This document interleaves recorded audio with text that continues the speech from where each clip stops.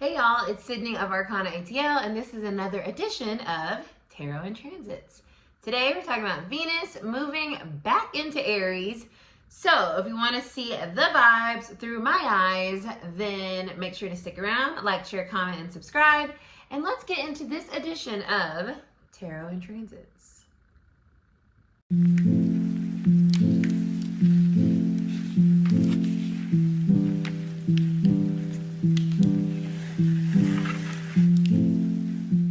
Sweet. Okay, y'all. Venus, the planet of love and money and connections and what we value, has moved into Aries for the second time. And now it is direct. It is not retrograde any longer. So that's a blessing. What does this energy mean? How is it showing up? How could it be showing up? Well, I'm going to let you guys know through my interpretation of the situation. And while I was at the gym today, I was thinking about this because I was like, I'm going to do this later. So, in tarot, the Four of Wands is Aries in Venus, or Venus in Aries energy. The Four of Wands is the card of celebration, of rooting down some roots that can really grow into something long lasting. It is a card of our achievements and like, look at what we got and we're just so happy and excited.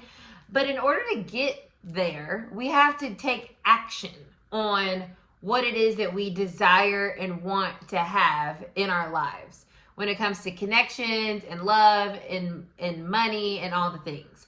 So when I feel with this energy, however it's showing up for you, it could even be very internal. Although Aries is very external, right? Venus in itself is more of a heart-oriented energy than anything else. So it could also be just like an internal fire that's being lit within you, a fire of ambition, a fire of fight, a fire of tenacity and, grit and courage and bravery.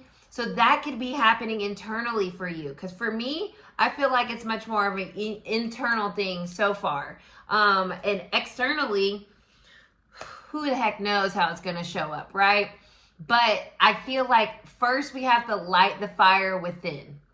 What is it that we really want? What do we want? What do we want to have? What do we desire? It just reminds me of in the Notebook when Noah was like, what do you want? What do you want? And she's like, I don't know. I feel this way when I'm with you and I feel this way when I'm with him. And that to me, it's like Venus and Aries because it's all about us, right? Aries is a self-oriented sign. So we have to figure out what we want, what we desire, what we want to celebrate in our lives, what we want to build off of in our lives.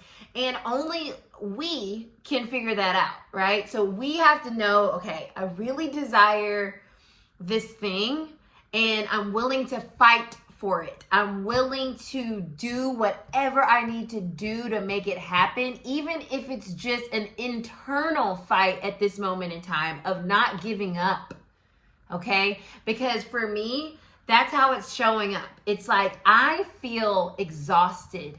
I feel drained about this life that I want to see myself experience and have and celebrate. And it feels like, it's still... Every time I just show up and I wake up and every day it's the same thing and I keep putting forth the effort like with these tarot and transits, which I love. Like I want to do these videos. I love doing these videos. I love this creative outlet, very Aries energy, right? I love expressing myself. I love showing my personality and my way of reading energy. And so it's something that I desire to build a foundation on and to have achievement with. But it's difficult, right? It's a hard thing. And so with Venus moving back into Aries, we're having to remember that like fight is part of the process. Yes, we can be in alignment and still have to fight. And that's what Venus in Aries is reminding us. We can't just sit it out. We can't just wait it out. We can't just wait for things to shift and change around us. We have to make sure that we're still showing up and we're still fighting. So whether it's externally doing that fight and making different, connections and having different conversations and going for things, or it's internally still having that courage to show up even in the midst of things just feeling like, oh God, they're not working. Because Aries is the very beginning of the zodiac, right? So it's still kind of like getting its feet wet. It's still trying to figure out, or its head, I should say, wrapped around something. And in order to feel more grounded in that, Taurus is after Aries, we've got to really know, okay, this is what I want. This is what makes me happy. This makes me feel connected. This is what I see value in. This is how I want to feel. These are the type of connections that I want to have. This is how I want to make money. This is where I don't want to do those things. This is what I don't want. All of that is part of that Aries energy of us focusing on ourselves.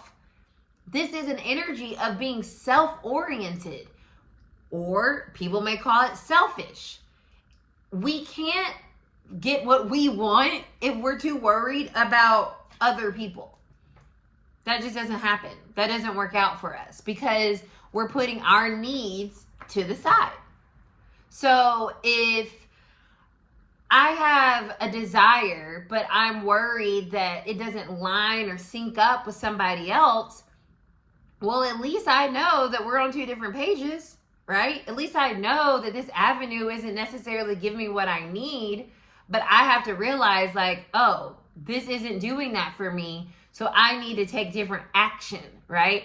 I need to take a different course. I need to be willing to, get a different game plan out, a new strategy out. So there's a lot of us remembering ourselves during this transit and what we want and going after it, even if it doesn't necessarily result in what we ultimately want to celebrate.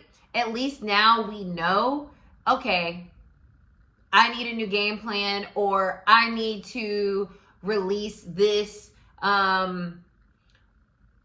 Maybe it doesn't resonate with me anymore like it used to, or maybe it's a lost cause, but at least I tried, right? It's an energy of trying. It's an energy of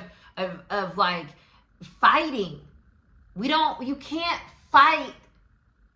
You can't give up unless you fight. And so that's what I feel like this transit is about. It's about fighting for what you want to celebrate and what you want to achieve, whether it's romantic, financial, or what have you. However that Venusian energy is kind of percolating through you, you are being asked to fight for yourself because you have to.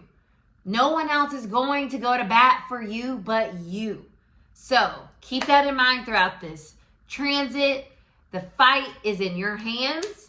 And let's go ahead and see what the cards are saying for the collective message. I'm going to use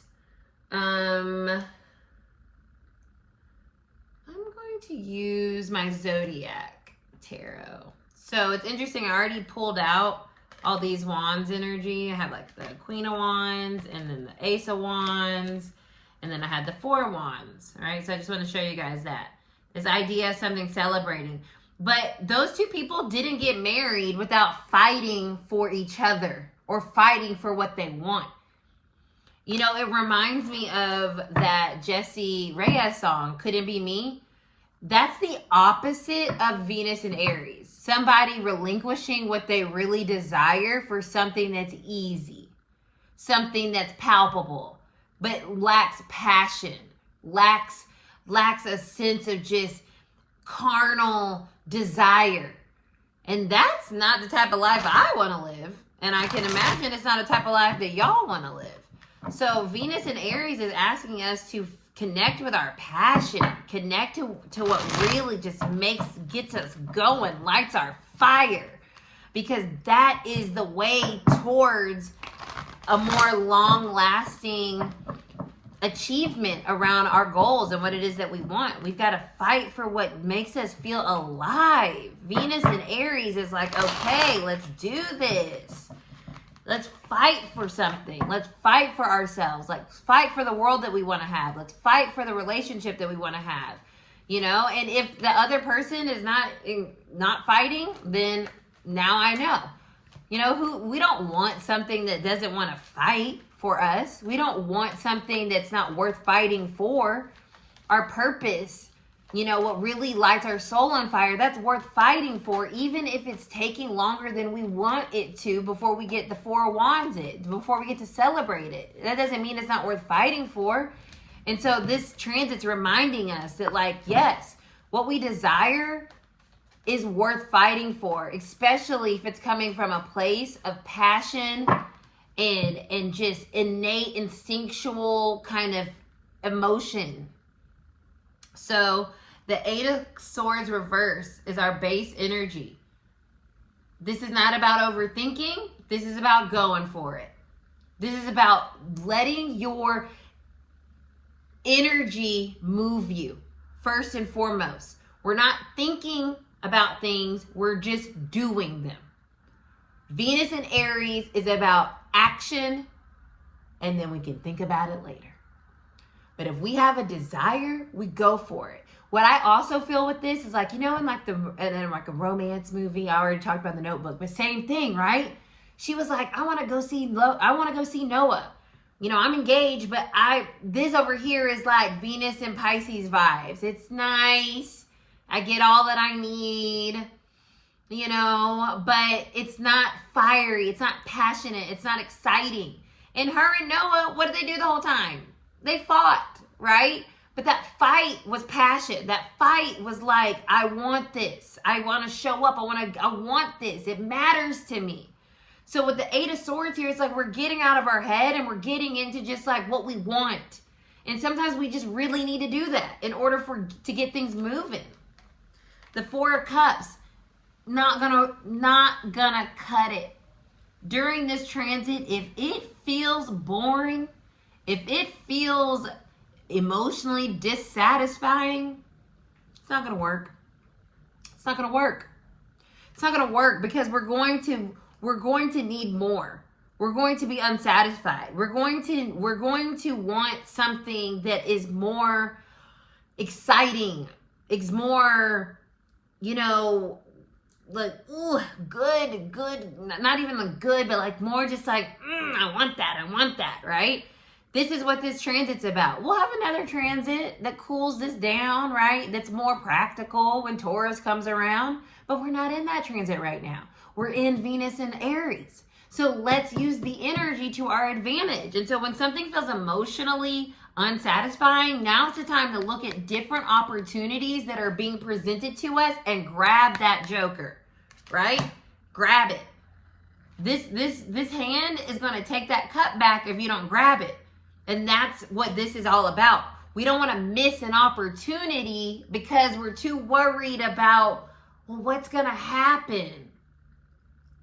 It's not about that. It's about right now, this opportunity is being presented to yourself. You're going to grab it, right? So you're grabbing it. You're grabbing those opportunities that come to you. You're just testing it out. We have the 3 of Wands reverse, which is the Sun in Aries. So this is not necessarily all about long term. It's about starting the fire and seeing what that fire can produce or how it can transform into something down the road. Or maybe it's just a short-term thing. That's okay. Like, I think this is an important transit for us to remember that we need to just get started sometimes, right? Because this is Sun in Aries. So it's all about cardinal energy. Cardinal signs are initiators. They start the fire. They don't necessarily sustain the fire. They don't necessarily produce the food that's cooked on the fire or whatever else next steps, but they start the fire. So with these two, it's like start the fire. Grab the cup. We may not know exactly where we're going. We don't have exactly the plan, but that's that spontaneity of Aries energy right there. Judgment. Beautiful. we're needing to make different choices during this transit. Choices that free our soul from the monotony, free our soul from what we already have experienced and what's familiar to us. Venus in Aries is allowing us an opportunity to just expand our realities and our experiences. And not everything has to be such a big deal. Not everything has to be so like permanent, right? With the Four of Wands, we love that card because it's a card of like celebration. We're happy, but it's in that moment we're celebrating, right? A lot of times the Four of Wands is depicting like a marriage scene. When you get married, that party is fun and everyone's having a good time. And we got here because we followed our heart and we're connected and what have you, and we're celebrating. But that is just the beginning of the work that we have to ultimately continue to do to sustain that marriage. So going back to my notebook reference, the initial leaving and coming to go see Noah after being engaged is the Venus in Aries. So we're going to initiate this thing. We don't know what's going to happen. And once she got in there and she just started to do and just started to innately connect here, she's realizing how I feel with this person is more satisfying, Four of Cups, than how I feel with this person. And I don't know what that means down the road, but I know that like energetically, this is more satiating to me than this is. So this is a time to kind of set ourselves up for what can be an abundant, successful future. But it starts with listening to what just lights our soul up. And that requires being willing to do something different, right? This is Pluto energy. It's about transformation. And Pluto's going to be going retrograde on the 4th. And I'll pull a reading on that. But this is the time to kind of like take a chance, take a risk, be spontaneous, try it out. Because you never know where that can lead you. But you won't know if you don't ever try.